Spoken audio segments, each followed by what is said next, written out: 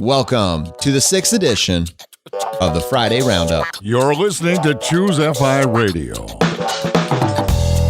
The blueprint for financial independence lives here.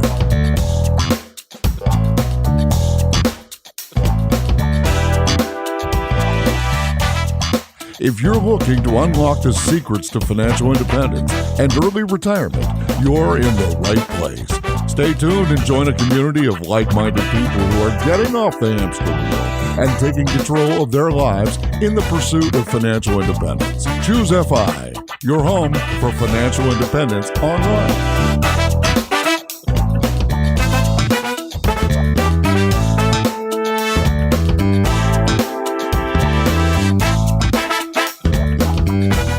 All right, guys, we are back in the studio. It's Friday. You made it. You're almost there. You got an awesome weekend coming up. But this past Monday, we had Brandon from the Mad Fientist, and this was a big one. I mean, this is one that Brad and I had wanted to do basically since day one, since our first podcast when we launched on January 1st. I mean, I know more as a result of doing this podcast than I did in December and September. I mean, these ideas are crystallizing for me due to just not only the guests that we have coming on, but then the additional information we're getting from our community. Yeah, it is fun. And we're just like so in awe of the community. What we've come to learn is that people have been craving this, and hopefully we're providing a home for this FIRE community. And by the way, we hit a huge milestone. We just had our 50th written review.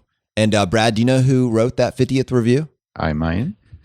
Chad Carson, man. Chad Carson wrote our 50th review. So Chad, thank you so much. And he basically said, I am a guest and a regular listener, and this is one that I recommend to other people. So thank you, Chad. I really appreciate you putting that on there. And guys, but that was a big deal, not just because of the comment, but also because we told you from day one that when we get 50 written reviews, that's where we implement the voicemail feature. And that's cool because this is a community-driven show, and the Friday Roundup is a community-driven episode. It's by the FIRE community for the FIRE community. So now that we have the voicemail feature that we're adding, and it's live right now, you can go do it.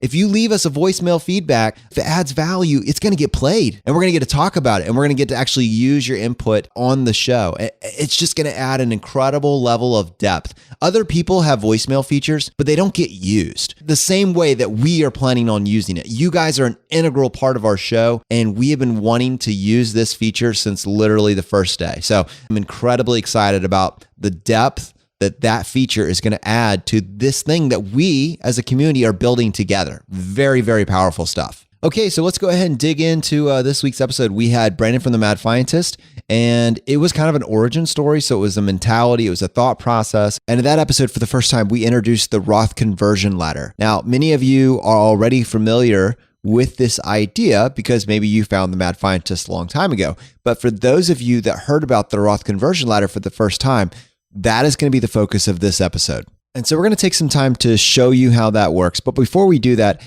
I want to go ahead and take a few minutes and just get some general insights from the episode, because I know for Brad, for you, this was an episode you were very excited to do, and you really wanted to go behind the scenes with the Mad Fientist and kind of pull out some of those human elements. Yeah, no doubt about it. And the funny thing was, when we finished recording that episode, as soon as we clicked the off button, you said, "Wow, that did not go at all how I thought it would go." And I think, right? Yeah, like, no, it's true. I think it went extraordinarily well, but it was definitely different from many of our other podcasts where we dive into content. But what I really wanted to do was to kind of humanize him. He is just such a great guy. I mean, he's super fun, like just a real personable guy. And I think that's kind of lost when you read his articles, not because they're so technical. I mean, while they certainly are technical to, he's diving into IRS documents, as you put it, 8,200 pages of the IRS, the tax code. But I actually looked that up, by the way. I think that's a real number. Real? Yeah, no, I think it's a real number. I didn't know, so I Googled it. That's what I did. Right. Very, very cool. But I don't think people know the story of Brandon. And in the episode, while he's had 30 plus podcasts of his own, he just interviews people and you don't really get to hear what's going on in his mind or his life really. So one topic that I thought was really interesting, and we did make note of it in the podcast, but just to kind of quote/paraphrase was, he said, early retirees are such a different breed where the standard advice doesn't apply. And he said, I'm looking at this through the very focused lens of early retirement. And that was kind of like the origin for where a lot of his tax optimization and tax planning stuff came about, which was there's so much advice out there that is applicable for the regular office worker who's saving nothing and who just wants to get started. There's a huge place for that, obviously. There's millions of people who listen to Dave Ramsey and who, follow Susie Orman and people like that. But once you get a little bit beyond that and you get into this world of FIRE, you can start saying, okay, not only am I getting so far ahead and expediting my retirement or financial independence is how we really like to term it. But you're expediting that down to roughly 15 years, right? Which in and of itself is amazing. But then you have all these built-in benefits, which, Jonathan, we've kind of unpacked in prior episodes. I know you want to talk about them. So yeah, let's roll with that. This story that we're building is, frankly, it blows my mind every single day, because these are like the secrets. That one person that has something figured out and you're like, if I could just know what it is that they're doing. In many cases, people are dying to share their secrets. They're dying to share these things they figured out. In fact, they write blogs and the biggest problem is finding those different blogs that have those content and then figuring out how to put it into your life. And that's what Mad Fientist did so well. He had a specific scenario. He said, you know what? I'm not going to work for 40 years. I'm not doing it. And then he created these essentially secrets because no one else knew about them, right? And figured out how to distill them and incorporate them into his own life. And then he simplified it down and he created a place for us to get access to the information. And then we now don't have to go into the 8,200 pages of the IRS documents, but now we get to pull those out and then figure out how to take what he's already simplified and then incorporate that into our specific scenario. But the amazing thing is, he's not the only person creating content.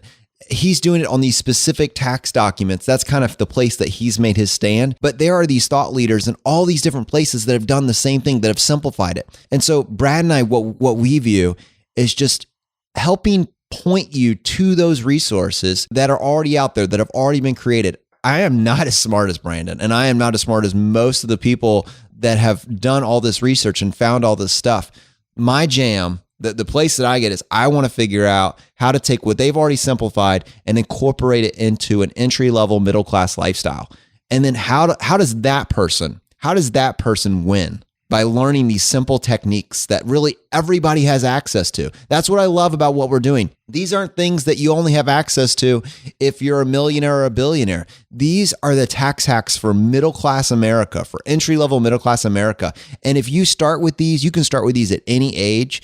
But like there's different levers. I love the word levers. I don't know exactly where it came from, but there's different levers that you can pull depending on where you are in life. And we're just trying to accumulate those and figure out how to turn it into a story that you just go pull the ones that work for you. And so for sure, when it comes to tax optimization, you need to go to the Mad Fientist webpage, sign up for his email list, go check out all the content that he has. I mean, no one has done a better job at that than he has. It's absolutely fantastic. Yeah, agreed. And the Roth IRA Conversion Ladder, which we talked about during the Monday podcast, is really the essential piece. And we've talked about this with Justin from Root of Good, certainly, and we're going to have Jeremy from Go Curry Cracker on talking about very similar stuff, which is putting as many dollars as possible into your tax-deferred 401ks, 403bs, 457s, those kind of vehicles, and really getting to access those funds before 59 and a half, which is the typical age that you can access them without incurring a penalty. So that's what Brandon has figured out, is there is this way to convert your typical IRA funds into a Roth IRA and not only avoid the penalty when you actually pull the funds out of the Roth 5 years later, but essentially get it so it's almost tax-free or pretty darn close. So this is kind of outside the scope of just like a Friday Roundup, but the three main areas where I see that not only do early retirees and people pursuing financial independence have structural advantages just in life, I would say. But the three main areas that we've seen over the last 23 podcasts are college, for sure. We talked about this with Justin on that episode and this is something that is yet to come. So I know Sun Woo as we've mentioned, and Edmund T. are producing a ton of content around this, and we plan to really unpack this over the coming months. There's a very legitimate chance that early retirees who don't have a huge income, right? You have assets, but you don't have a huge income. There are ways to potentially get college for free or close to free because you look like someone without income,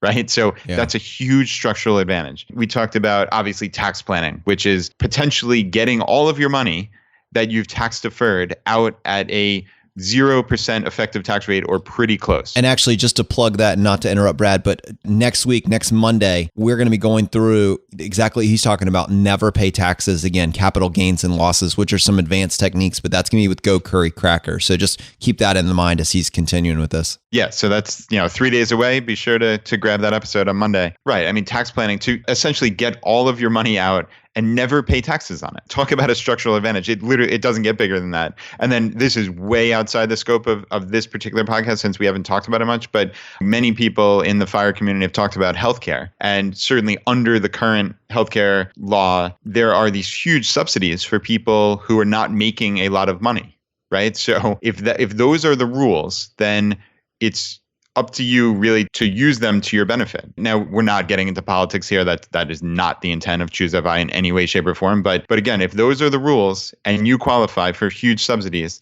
then you can get healthcare essentially for free as well. And I have one additional thought on that. Even if it changes with the new setup, I suspect that there is going to be a huge focus on probably high deductibles. Sure, that's probably going to happen, but also HSAs and probably increasing the limits on HSAs. And you know who has a huge advantage and who's already incredibly focused on using HSAs to get to FI faster? It's the FI community. So I promise, whatever ends up happening, whether it ends up being essentially the same as it is now, or if it ends up pivoting, I strongly suspect, just by the nature of the way we organize our finances, FI and FIRE is going to be positioned to win. If they go with HSAs, we win. If they go with subsidies, we win, because we have already organized our finances to be optimized for those different scenarios. We have large emergency funds to prepare for some sort of thing. We talk about insurance policies and how we like catastrophic type insurance policies where we can handle the small stuff. We want something for the catastrophe. And if we get HSAs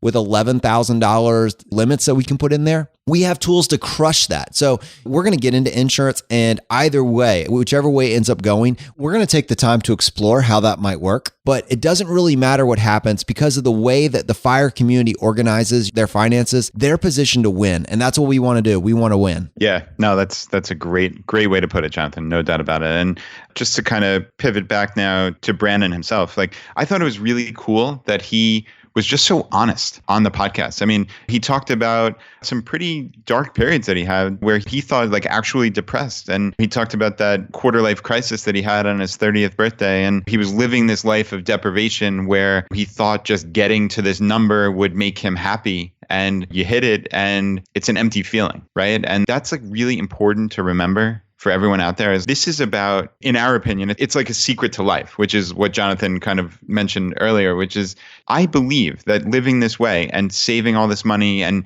taking control back of your life is really the secret to life. Like I think we've figured something out, and you all out there in this community are really on the cusp of something huge. And I think it is essential to remember that this is not about money. It's not about the dollar figure that you see on that screen when you log into Vanguard. That does not make you happy. It really doesn't. It's about figuring out what you enjoy in life and to take that time to really think about it. And I just spent this past weekend up in Massachusetts at a retreat, actually. There were about 19 men up at this retreat that my friend Dominic Cortuccio ran. And I had mentioned him on an earlier podcast, and I'll link to his site in the show notes. But one of the things that, in speaking with someone who's this guy Keith, who I met and became friends with over the weekend, I realized he's at a very similar place to me, which is life is good. We have wonderful families, healthy, in shape, have businesses that are doing well and helping people in the world, and everything's wonderful. And yet we were still at this retreat for the real stated goal of it was designing the life you want to live into. And I mean, that's just such a cool concept. And I probably always thought this was the life that I wanted to live into. And yet, while by no means is it empty, I don't mean that in any way, shape, or form, because I have a wonderful life. It's similar to what Brandon has talked about and what Carl from 1500 Days. It's finding that more, finding whatever it is. And this quote from Keith was, I never dreamed past here. So hear that. I never dreamed past here. That hit me just so hard because I can say, like, I never dreamed I would get here where everything is wonderful. I'm on the cusp of financial independence. I have this podcast that we started 3 months ago that is now reaching tens of thousands of people. And we legitimately think this can reach hundreds of thousands of people or millions of people. And that's a quote that I'm just going to keep with me for the rest of my life is dream bigger and find what makes you happy in life and what brings you joy. And that was just such a huge takeaway for me from this weekend and just incredibly valuable. So I'm glad I got a chance to talk about it here. It feels nice to kind of chat about it. Wow, Brad, that's awesome, man. Thanks so much for sharing. Maybe in a future episode, maybe we can get Dominic to come on the show and share some of his insights with us. I really like that idea of designing the future you want to live into. That's a really, really cool concept. One of the things that struck me is when he basically said, I finally hit my FI number and I didn't feel any different. And he said, of course it didn't feel any different. There's no big difference between 999,000 and and $1 million. It's just a number on paper. But when he reoriented himself and focused more on it's not the number. It's never the number. Track your net worth, but you're using it as a tool to track your progress towards your goals. Find out what your goals are. Is it to spend more time with family? Is it pursue your passions? And when you're setting your goals, you want to set SMART goals, which is an acronym that maybe I can explain in a future episode. I do it now, but I'm pretty sure I've forgotten some of them. But figure out what your goals are. And then the money can be a useful metric to see whether or not you're getting close to it, but it is not the end goal. $1 million is not going to make you happy if it's in a vacuum where you have no friends and no life and no relationships. But if money is a tool that allows you to then maybe move yourself down away from a job that's requiring you to work 80 hours a week and down to something that allows you to spend more time with family, allows you to spend more time in these relationships. It allows you to claw your weekends back and spend more time with your kids. Figure out what that actually looks like, what those goals are. And that's where you have to make your focus. But obviously, money is an extremely important tool, and it's a metric you can use to evaluate how close you are to getting to your goals. Yeah, and that ties in perfectly to Brandon's story about how him and his wife, Jill, quote, went crazy spending. Right, which was really kind of cool, where he went from this deprivation mindset to just kind of, as he put it, testing the upper limits on what the spending could be. And again, as he put it, like they're not going out and buying a Mercedes or buying some huge McMansion, because that's not what he values. It's going out and spending time with friends. It's traveling. It's going to that brewery and not worrying about buying a $17 entree as opposed to a $9 entree, right? And it only amounted to a couple $1,000s in difference at the end of the year, which in all honesty to Brandon is completely immaterial. But the couple $1,000, but that value of just being able to live and buy what he wanted and what he valued you can't put a measure in that. It's really amazing. And he said also, to kind of paraphrase a couple quotes, it felt like I could have and do everything I wanted. And over the years, I've figured out what that is. That's a really deep quote if you think about it. He spent years trying to figure out what he values and what he gets enjoyment out of. And he's there and he's now allocating his money and his time and his resources to further those goals. That's huge. It's not about sitting in the woods in Vermont in your house and splitting a hamburger from McDonald's and this ultimate deprivation mindset. And obviously he didn't do that, but don't put that curse on me, Ricky Bobby. Yeah. But you know what I mean? It's about just finding where and what you value in life. So yeah, I thought that was huge. Well, here's like the life hack component to that. So we always talk about getting people to just love this entry level middle class lifestyle, which I think gives you that sweet spot medium of comfort, but without all the waste that comes along with maybe the next level, which is maybe the upper middle class lifestyle, where you have to have your kids in the private school and you have to have a new car and have all the payments that come with all that stuff, 6 bedrooms, 5 bedrooms, whatever it is. Entry level middle class lifestyle gives you all of that comfort without all the waste. And then what we do over and over again, and I think this is what you're seeing, this is what we're doing in my life. Every single year we get a little better at this. And what I think our audience is doing probably, especially if they're listening to us and using some of these things that we've talked about, each year they're looking at waste. They're getting rid of it. They're going down to essentially down to the baseline. This is what Brandon did too.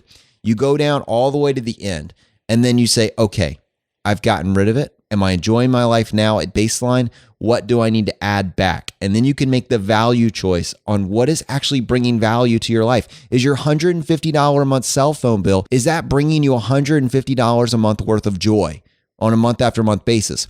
What if you got it down to $30 a month? Would that bring you 90% of the same joy as your $150 a month cell phone? So it's kind of, you're looking at things. Why am I spending the money on this? Is there a better choice? What is the worst that could happen if I tried to make this better choice?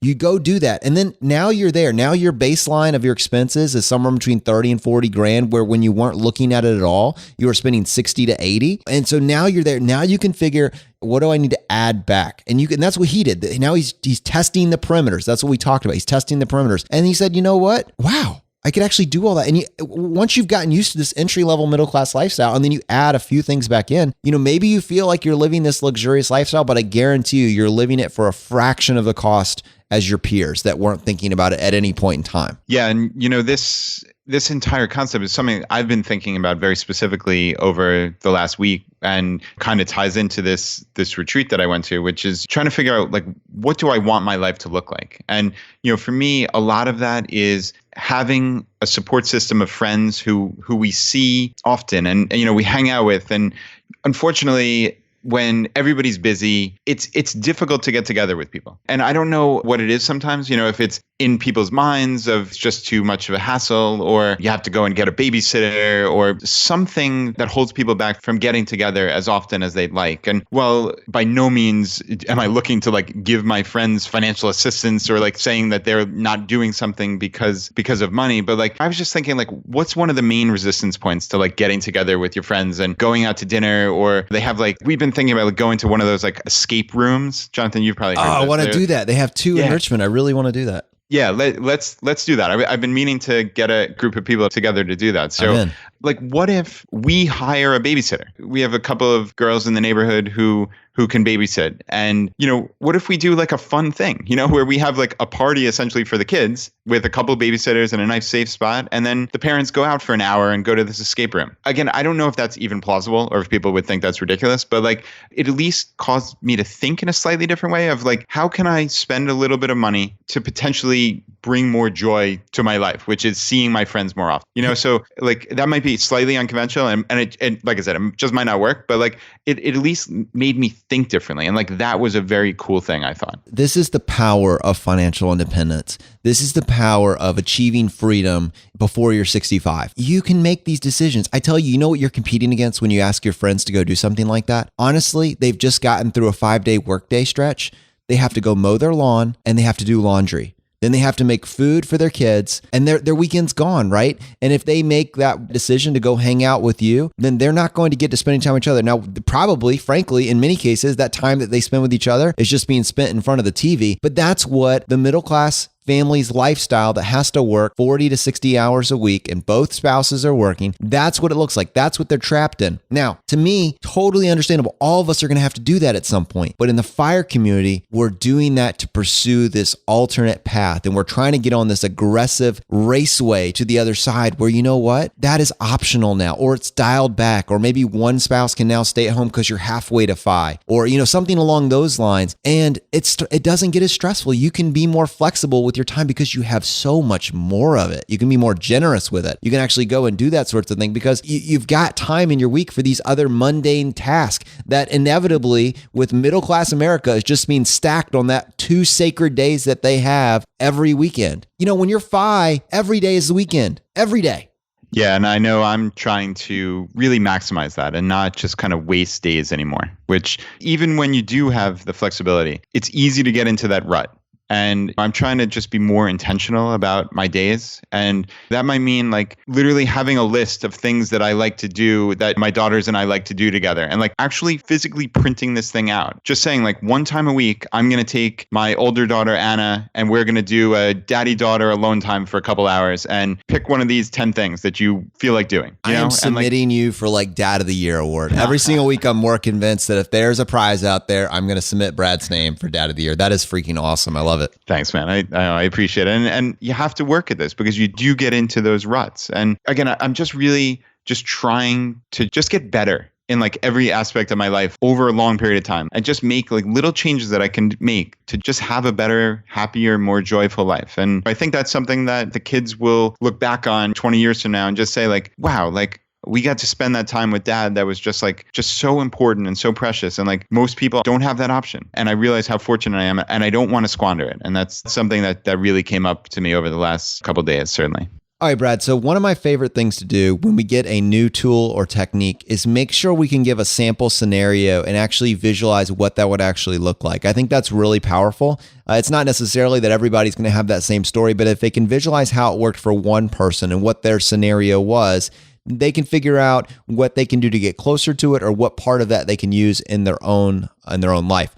So for the sake of unpacking the Roth Conversion Ladder, let's just take this scenario where we have this 20-year-old guy. Now imagine that he basically figured out the college hacking thing. Now, did he do all of it or part of it? Did he get scholarship? Doesn't really matter, but he graduated at the age of 20 and he's married and has a kid at this point, and he's working in a career that makes $60,000 a year, say engineering, something like that. Now, this guy is on a 20-year plan, and he's making $60,000, and each year he maxes out his 401k, which is $18,000. They have a entry-level middle-class lifestyle. They're able to do it for about $30,000 a year. They do pay some taxes on that. There's a little bit of difference left in there. And he's on this track for 20 years. And so for each year, he's maxing out that 401k, $18,000 a year. It's making an 8% rate of return. So at the end of 20 years, he's at the age of 40. He's going to have $889,000 in his 401k. So Brad, my question to you is, for this guy, what does using the Roth Conversion Ladder, what does that actually look like given that specific scenario? Okay, cool. I think this will be interesting, and hopefully we can convey this, a lot of numbers here, just on a podcast. So I'm going to try to make this as interesting and as much of a story as possible. So I guess let's just look at each year, right? And what that year looks like. So 60,000 gross income, they're immediately putting the 18,000 into the 401k. All right, so they've got 42,000 left over. Now, let's just talk about like the taxes aspect. As we heard from Millionaire Educator, when you're married and you have one kid, you have about $34,000 of free money space. Okay. So what that means is that's your standard deduction, your 3 personal exemptions, and that adds up to about $25,000 in total. Okay. These are deductions on your tax return. And then you have a child tax credit of $1,000. So when you back that all out into deductions, it amounts to $34,000. So this guy started at 60K. He already put 18,000 into his 401k. So his taxable income is down to 42,000. And now we're taking out 34,000 of deductions, right? So it's an $8,000 taxable income to be applied against the tax rates. And at that rate, he's in the 10% bracket. So he's literally paying $800 in federal tax each year on a $60,000 income. So this is just back of the envelope. So please, if we're getting the numbers a couple $100 off, just bear with us here. But he's spending very, very little in federal tax. So Jonathan said this family has $30,000 worth of expenses each year. So he's got the $42,000 that they're actually seeing after the 401k contribution, less, let's say about $1,000 in taxes. So they're down to $41,000 of income, and they're spending $30,000 on their expenses each year. So not only are they putting away $18K into the 401k every year, but they're saving $11,000 into their just regular taxable savings accounts. So Jonathan did the calculation on the 401k of what that would look like after 20 years, which would be about almost $900,000. And if you save this $11,000 a year into the taxable savings, which would amount to $916 a month, at an 8% return, that's $540,000 in your taxable savings. All right. And the reason why I bring that up is that's essential for this Roth IRA conversion ladder. So, he gets to 20 years down the road and stops working. Okay. He's got 900,000 in a 401k. He's got 500,000 and change in his taxable savings, and now wants to start converting that money in the 401k and essentially get it out tax-free or pretty darn close. So what I would suggest doing is maximizing that free money. So, in today's amount, it's $34,000, as I mentioned a couple of minutes ago. So he can convert $34,000 every single year, and it essentially be tax-free, because as we discussed, that $34,000 conversion is a taxable event. So the $34,000 will go on his tax return as income. But as we discussed, with the standard deduction, the personal exemptions, and the child tax credit, which may or may not have 20 years down the road, but we'll say he does, hypothetically, you'd have $34,000 in free money at deductions, tax of $0.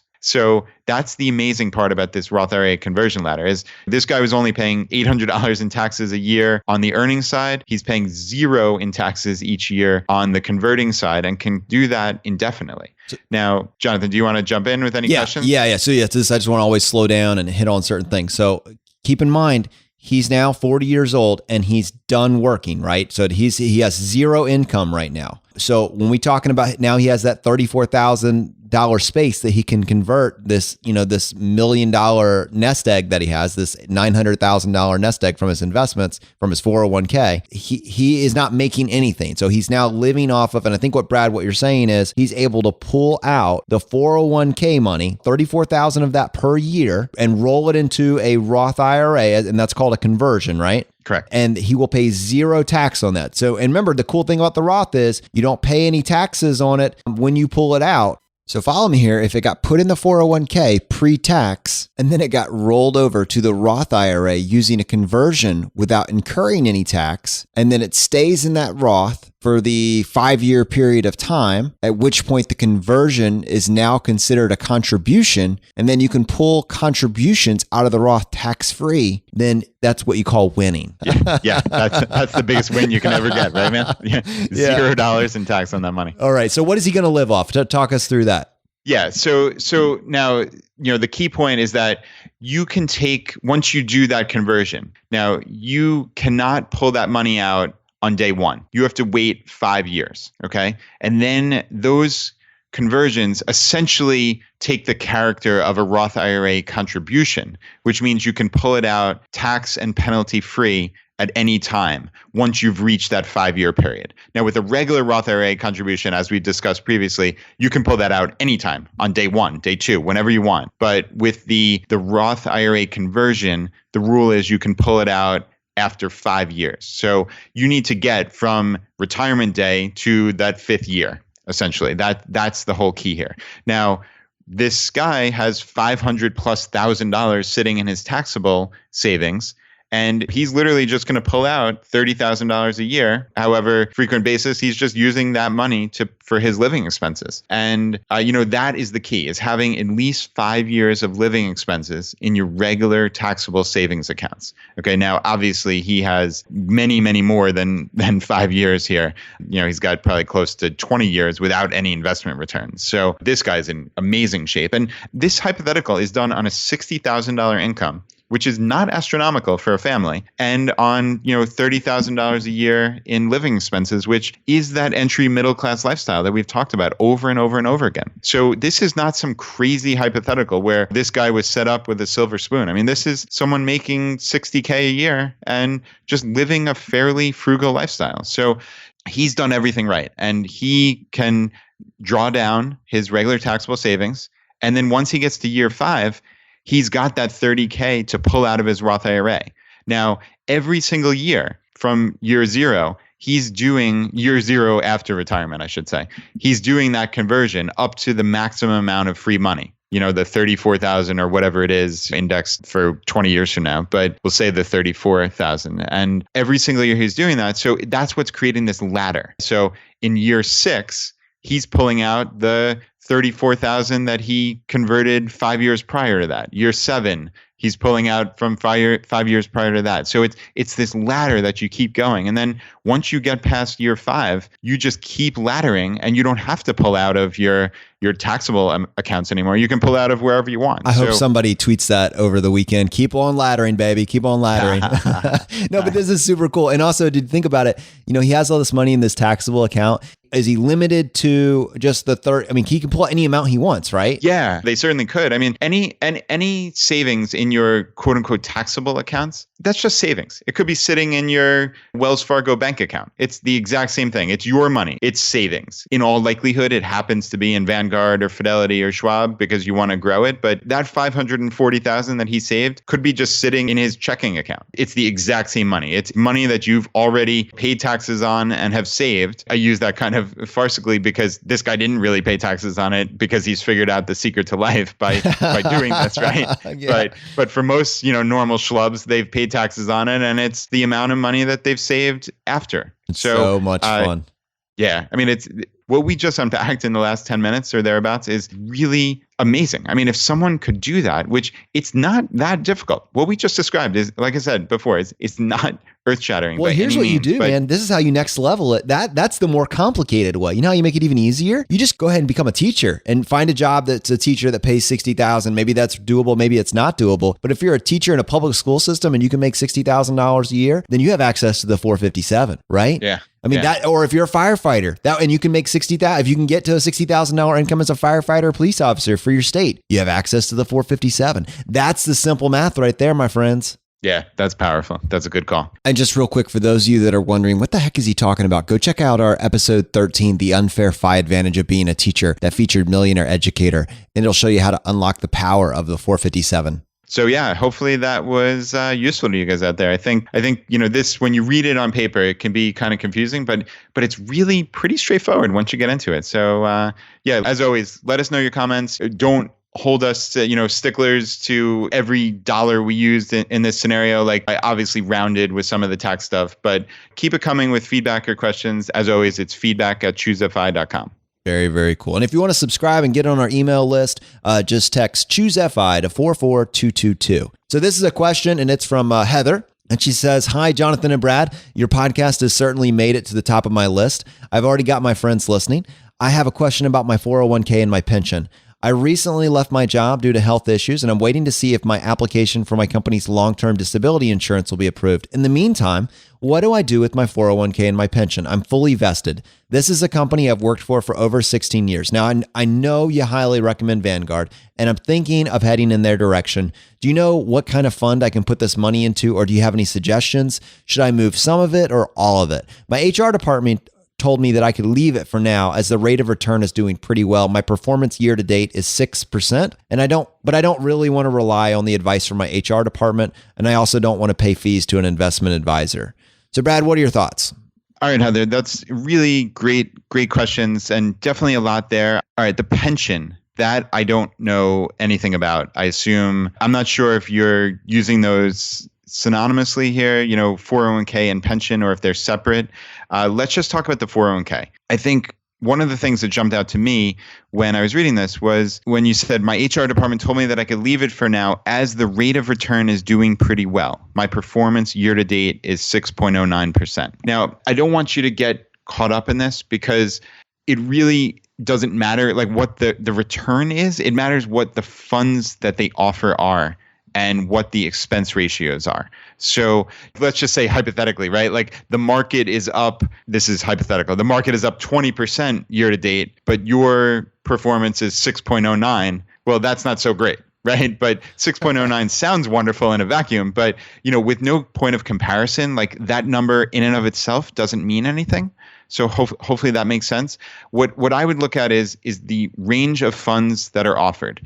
And what's interesting here is that when I left my company, and I've never mentioned this on the podcast actually, but I actually left my 401k with my old company. And this is kind of unusual. I think most people, and what everyone out there who has done this before is probably waiting for me to say is, you should roll your 401k out of your old employer and get control over it. You roll it into an IRA with Vanguard or Fidelity or Schwab, and then you invest it in, as we've discussed, again and again, and we'll have Jim Collins on in a couple of weeks, talking about, VTSAX and ultra low cost index funds, specifically from Vanguard. So that's the standard advice. But what I want to tell you is the standard advice doesn't always hold true.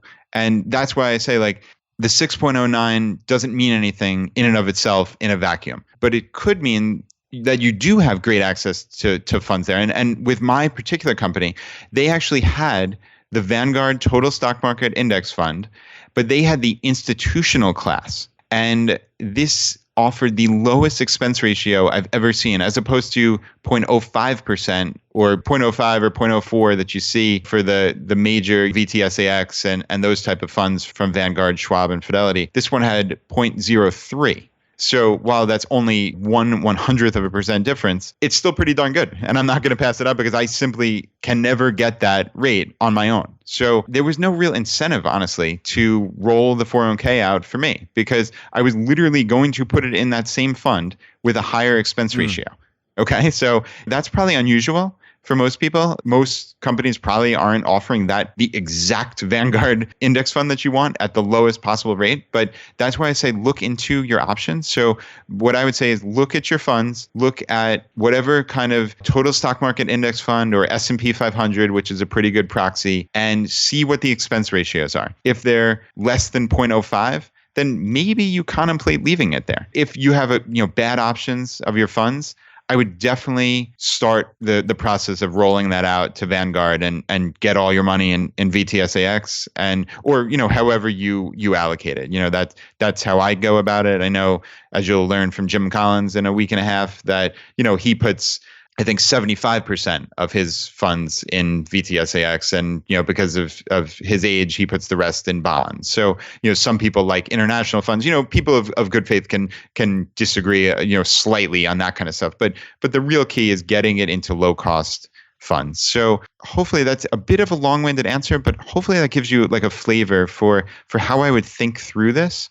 And again, I don't know the specific details of long-term disability. And, it sounds like you left your company, so you would be eligible to roll that 401k out. And again, we don't have enough detail about the pension, so I can't speak intelligently on that. But yeah, hopefully that gives you a good flavor about the 401k. So yeah, Jonathan, you have anything to add?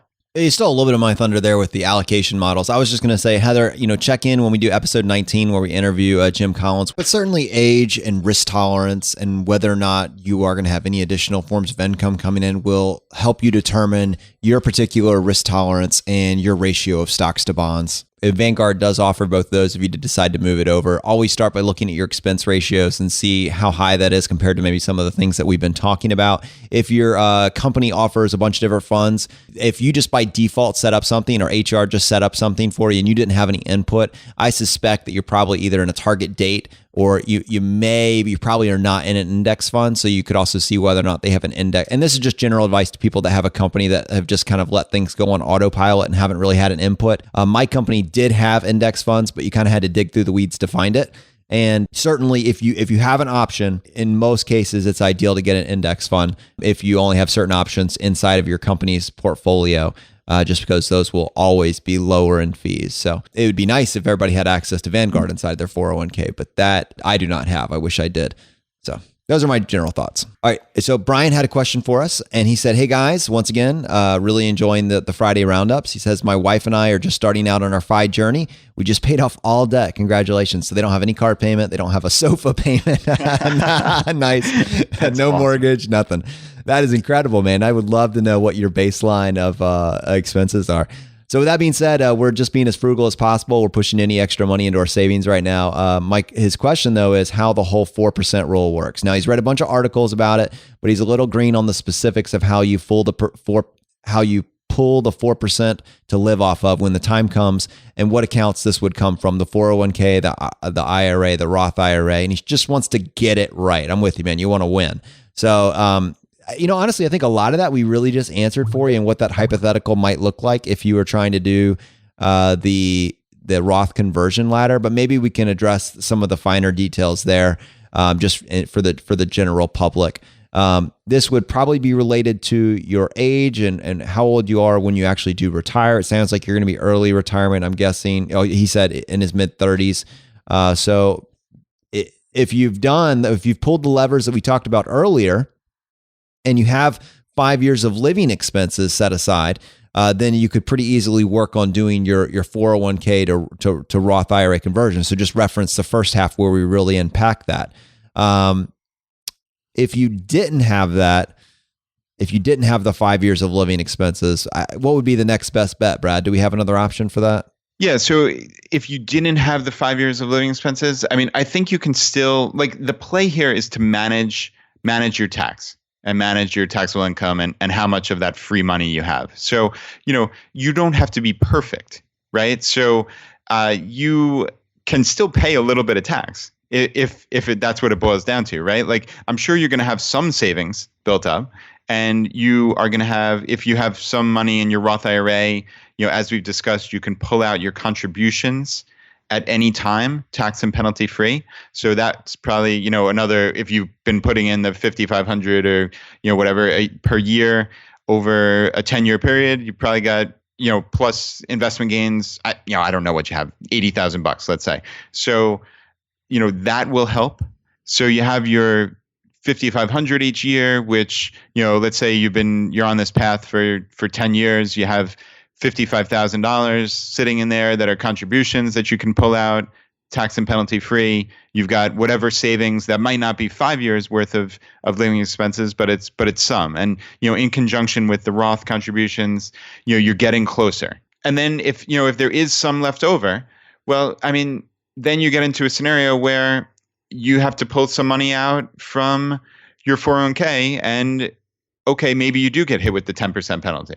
But because you're in such a low tax bracket, you might, and depending on what your living expenses are, if you have all that stuff paid off, you might have like additional free money, quote unquote, that you don't need for the Roth IRA conversion 5 years down the line. And you take some of that free money and pay zero tax on the living expenses in the current year, but just incur the penalty. So that's probably sounds a little bit confusing, but just trying to paint a picture of like how you can come up with these living expenses for the first 5 years and still pay very minimal amounts of tax or penalty, which, we'll call tax in this case.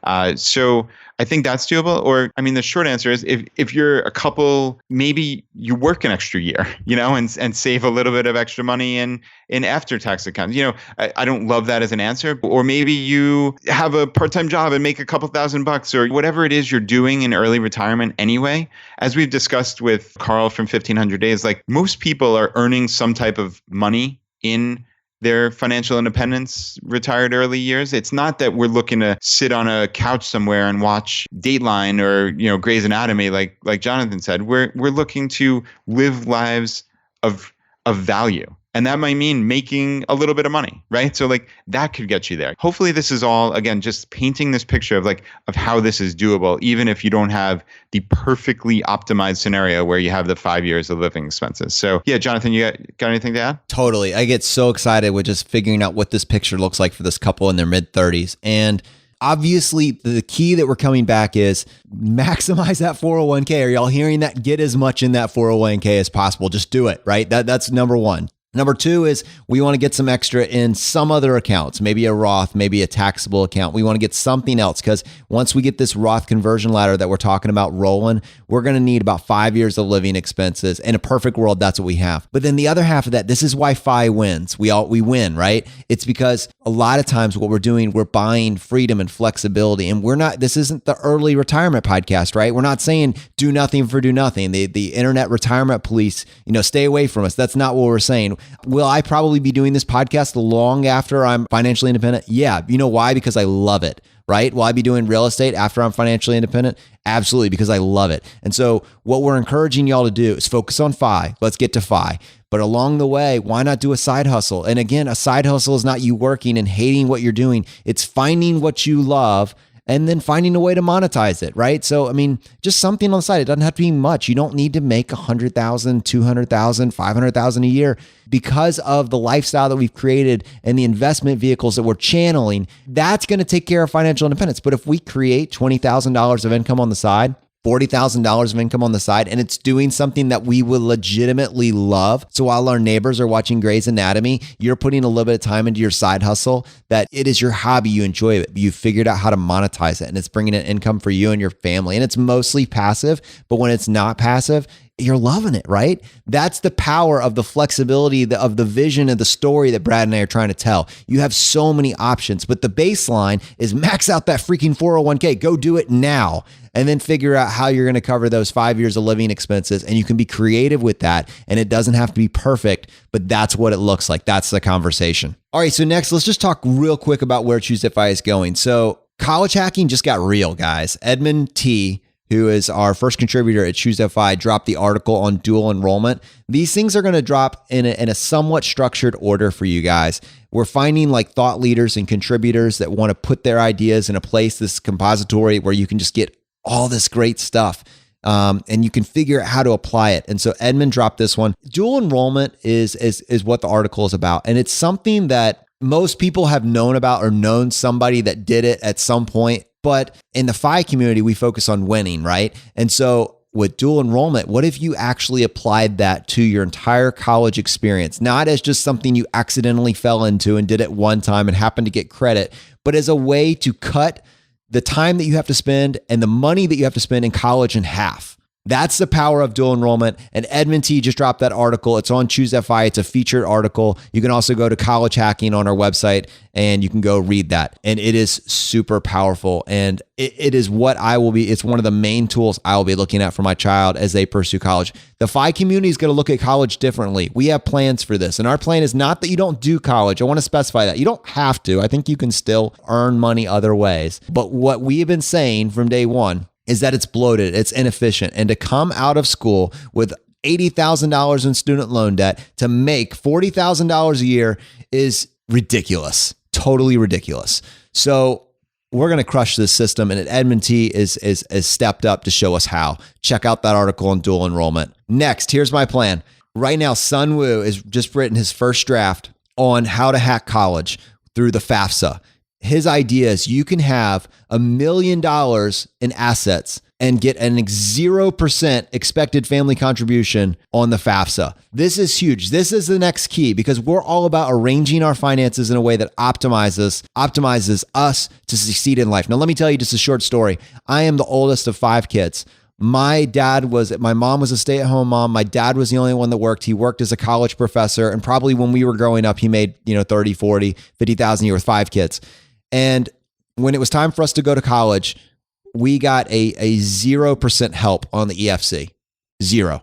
Like they just thought we made too much money, I guess. Now, I don't know how that's possible. I really don't, but that's what came back. But you know what? My dad didn't know the rules, and we didn't know what calculations they looked at when determining what your EFC does. Sun Wu just went and figured all that out and wrote it up in a post, and we're going to be unpacking that for y'all in the very near future here. But that's the power of being in this community.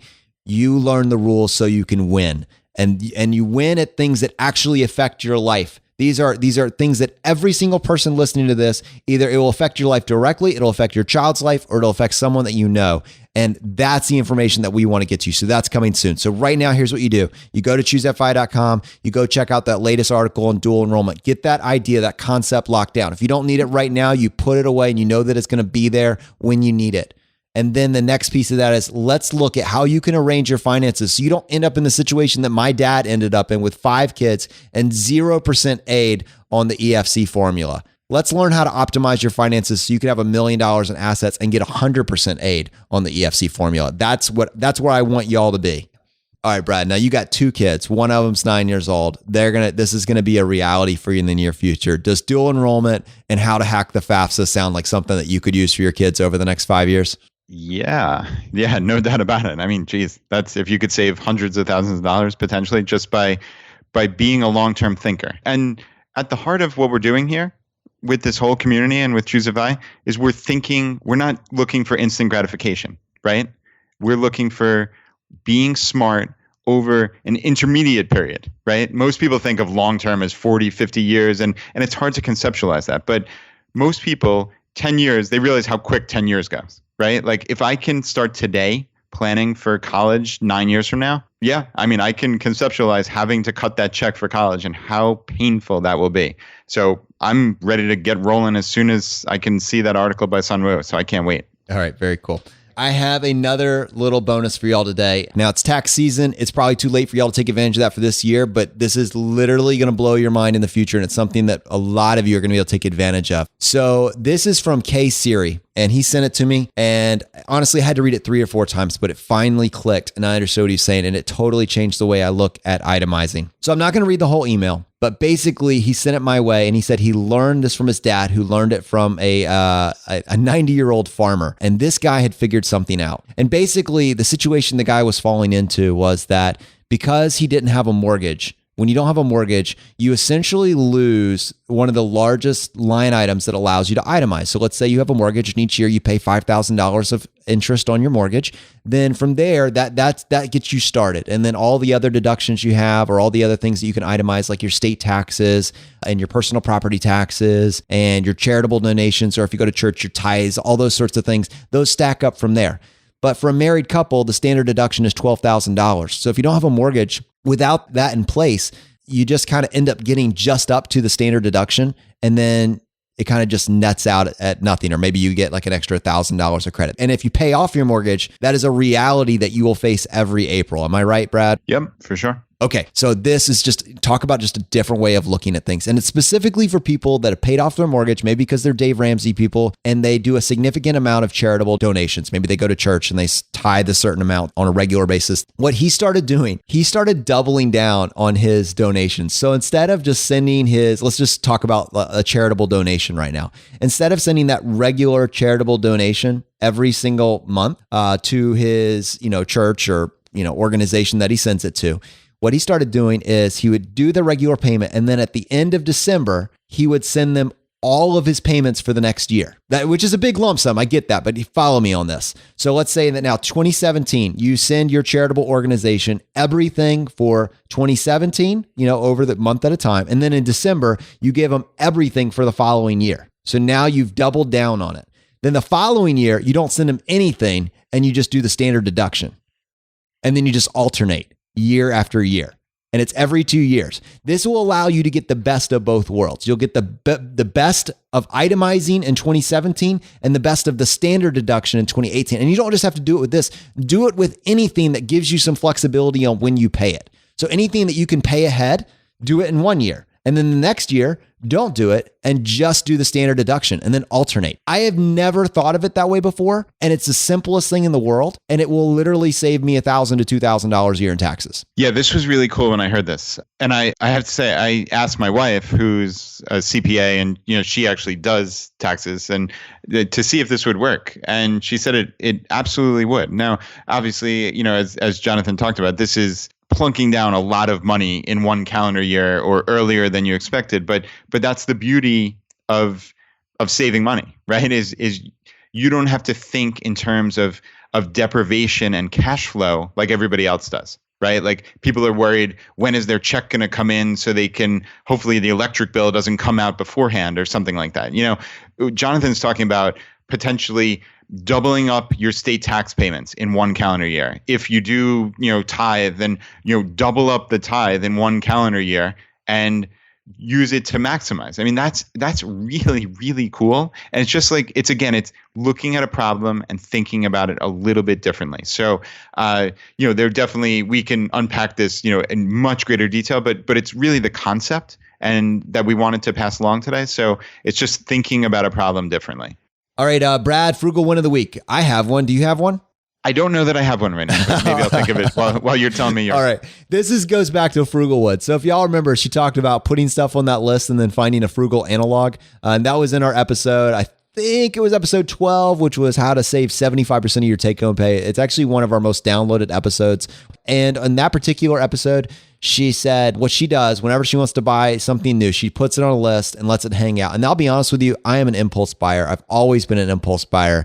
But the more I do this show, the more I believe in the ideas I'm presenting, the more I don't want to be an impulse buyer anymore. So here was my situation. I have a treadmill. I've been hearing for a while that people are saying standing desk are the way to go. Because if you're going to passively work on something on your computer, you might as well get a few steps in there while you're doing it. And if you're living the laptop lifestyle, or you're creating a website or podcast like I do, I spend a lot of time in front of the computer. So I was thinking, okay, maybe I need to figure out a way to get my computer on my treadmill so I can walk at 1 mile an hour while I'm doing this, so I can just, get a little bit of exercise while I'm burying myself in here. So they had something that I was looking at that can convert your treadmill into essentially a standing desk. And it was probably, like an $80 edition sort of thing. And so I put it on the list and I was thinking about it. And then the other day I said, you know what? I have this collapsible folding table. Let me just see if I can just put that on top of the treadmill. Honestly, I think it works better. I think it works way better. And you know what she was saying? Like when you buy something, you always find the fault with it. I can't find any fault with this because it was totally free and I hacked it, right?